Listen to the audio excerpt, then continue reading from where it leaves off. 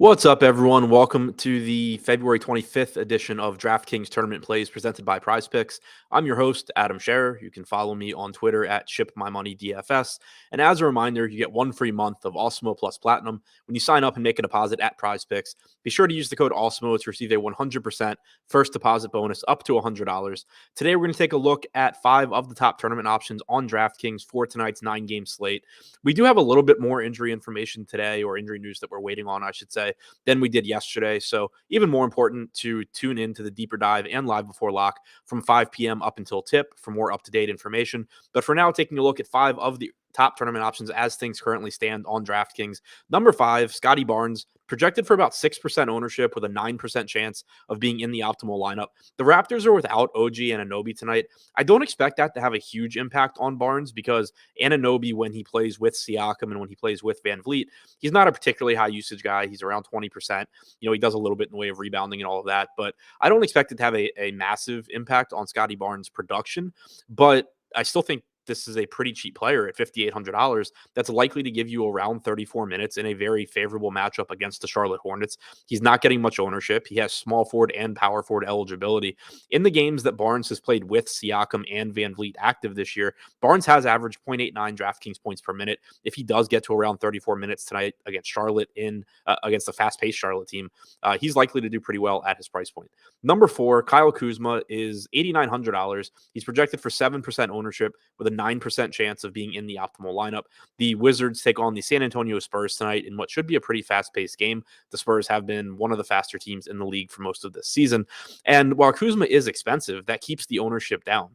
There's definitely risk in getting to Kuzma. There are a lot of options in his price range. Some look better than others, but plenty of guys that have very high ceilings. But Kuzma's got a very high ceiling as well. He's averaged nearly 36 minutes per game in the 5 games that he has played without either one of Bradley Beal or Spencer Dinwiddie this season. In those games, he's averaged 1.16 DraftKings points per minute. He has about a 28% usage rate, about a 24.5% assist percentage, and he also has about a 16.5% rebounding percentage. So this is someone that's getting a lot of opportunities under these conditions with Washington. He gets it done in a variety of ways, and while he is a little expensive for his medium projection, he can still go out there and get you 50 to 60 DraftKings points relatively easily for someone at 7% ownership.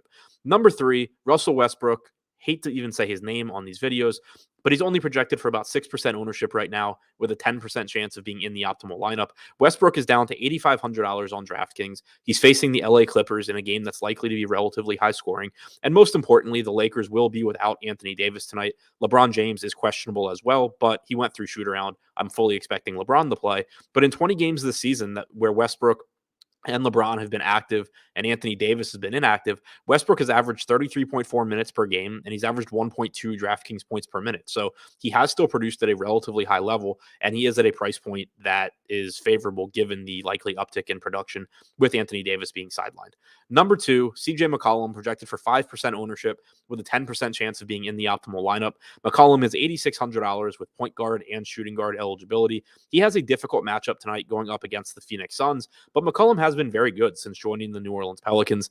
Since joining the team, he's averaged 1.29 DraftKings points per minute. He has about a 30.9% usage rate, a 23.5% assist percentage, and he's also averaged 36.5 minutes per game. So you haven't seen any sort of drop-off coming over from Portland. McCollum has really taken over in New Orleans and played very, very well. He's a risky option, but he's also 5% owned and someone that gives you a very high ceiling for someone at low ownership. And then number 1, the top tournament option on tonight's slate, Lonnie Walker is currently projected for 12% ownership with a 15% chance of being in the optimal lineup.